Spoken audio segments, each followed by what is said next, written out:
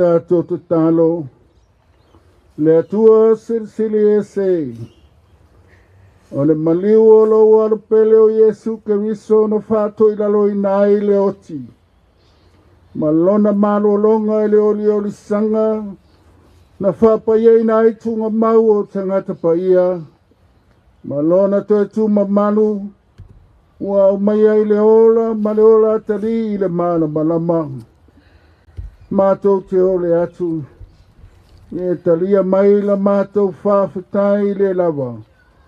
Ona o le nā manu malo i le oti, matunga mau. Na ia saunia mo i mātou, mai lātou uma o e ua momoe i lona suafa. E tawhia i mātou i na mawhtanga whawawau, patasi mai lātou uma o e, o loo si o mia la ua whio i le langi. Na ia whatasi ai mātou mai ia, o le tatu ma le ola. O le o loo soifua pia, ma o loo pule au au whatasi ma la ua whio, ma le anganga pa ia. O le atua to tasi e whawawau, e le ai se ngāta anga. Amene. O le file e mufo i mai le atua. O lo sirusiri lava i mea uma e manatu iai. Leo i nai o tau loto atoa mau tau mafau fau. I le poto ma le alofa o le atua. Ma lona alo Yesu ke viso lo tatou ari. I le manamanuia o le atua le tamaa. Ma le alo ma le ngau paia. Ia te o tau malava ia so uma e le au noa. Ameni. Ia manuia la malanga seanga. Ma tau te alo lofa tele, tau whāsui fua. O leo wa koa le, kanga umi o le whaloa, le whanga ori. Au le fau mae o nga leo le ua. Lau sunga le whasengai nga kaulangi pai kai. Le whaia o lau sunga le koinga ma le au wāni ngai atu. Whamalo, whakai. Malo ka penga. Nalo whala e au. Na mangaku lea ma le whaloa o le wala waku. Lau sunga le koinga tai poloi ma le whaia o lau au wā lau sunga Vaifale. Le maualunga o ngai kai au. Sa mo wa koa. Ia asu o mai na ia ma su mai kala mai au. Kako whailoa i o le Jerusalem kou. E whakaungu ai, pelena ma koe sauinga. Ia wā koe le, o sionga tia kongo ia sala. Ia o pala aua kule ma le nganga whaaloalo ma nguia kele me yasu. Alo whakai, kuna pa me yasu kulanga te o iei whamurua utahu. Karikongu magaku, ia la kako wa e kasi peonga e kalai me yasu kulanga peonga iei. Kako mafupa kulanga peonga e saua me yasu. Ia ma le nganga whaaloalo la whakai. Kai laua. Kai.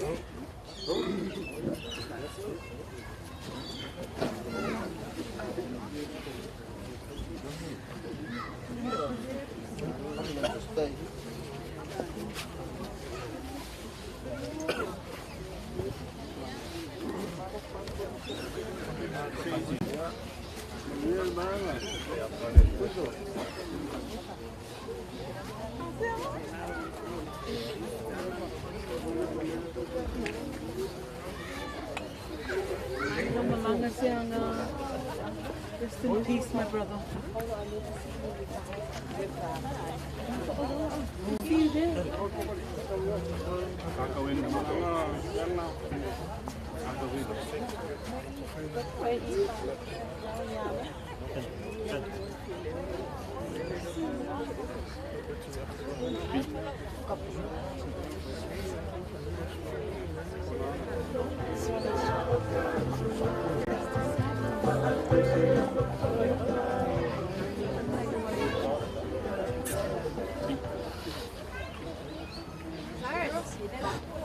Yeah, we'll have a phone.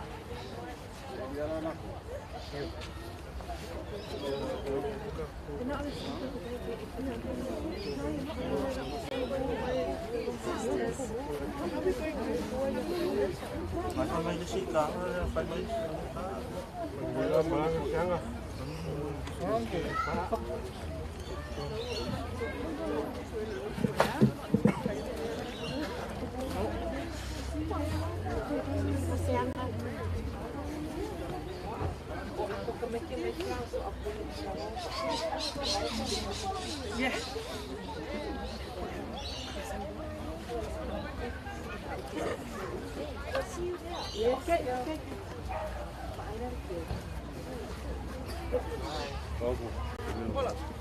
Sorry. It's okay.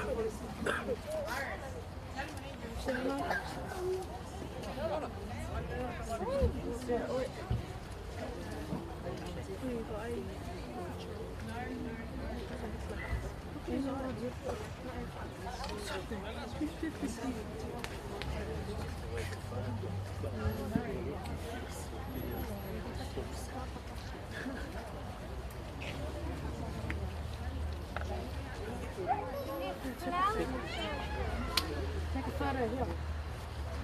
Yeah, again, just step back so they can take a photo. Go, Lisa. Ready? 3, 2, 1, smile. Oh, beautiful.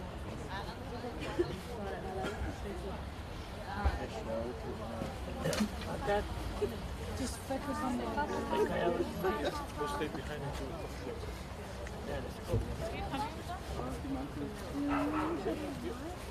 Can we just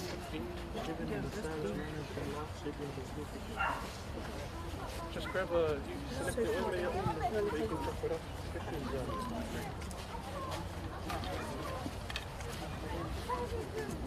Manguya lo malanga, my dearest brother.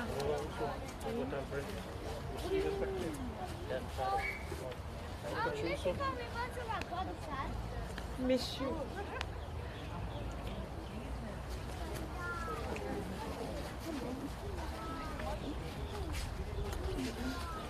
So,